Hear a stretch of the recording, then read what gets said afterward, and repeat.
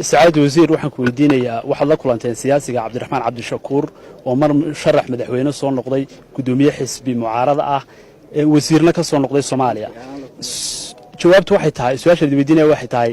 marka ay siyaasiyiinta xisbiga wadani la kulmaan saraakiisha Soomaaliya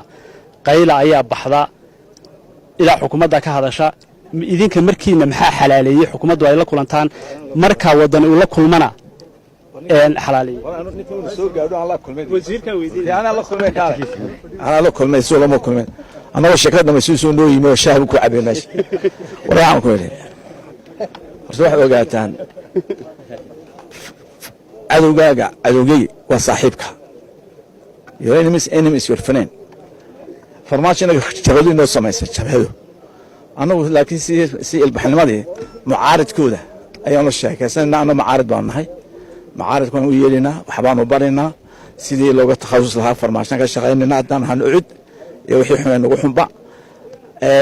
ودنا إذا ولي ميل لغو تصويري كيو فرماشنا ما أركتا سو هوست بو وقتنا النيجاتيفنا هو شيغا دالكا لكن أنا بوزيتيف ماشن ولا دودنا محوس لا قرنيه مو سياسه حديث لكن ودني imika ay la kulmaan mas'uuliyiin Soomaaliya وعرو ولي إذا كل ما توالى الشيغاوين ولي تصوير ما قلت محوس لا قرنيه حلال وحلا حاشا معلم بلغشا أنا ولكن فرماشن ولا كلنا أنا على خليف بي سي ورمي waxaan kula warramay bal 10 jeer buu farmaashan ku meelay doorashadii bama u haashay inkastoo oo gudoomiye Faysal uu su'aasha hororsaday haddana mar kale ayaan ku celiyay wasiirka arrimaha gudaha Soomaaliland bal inuu sheego mowqifka xukuumadda ee la kulanka siyaasiyiinta Soomaaliya waxaana uu si cadal uga jawaabay su'aashaasi waxaan xogaa intaad ka yara qodqodaysa ka qodmi kari maayaan makarafanka iyo saxaafadan intaad iska yara dhigto inaad xusbi gashana way kuugu fiicnayn intan Faysal yari bay ku Faysal yiri ayay ku egtahay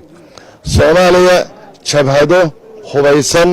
oo rag la garanaya ku jiraan ayaa farmaajo ay u sameysteen Somaliland cid Somaliland dawladda farmaajo mucaarid ku ah haday Somaliland la kulato dambi maaha halkaad ka qodaysana ma taalo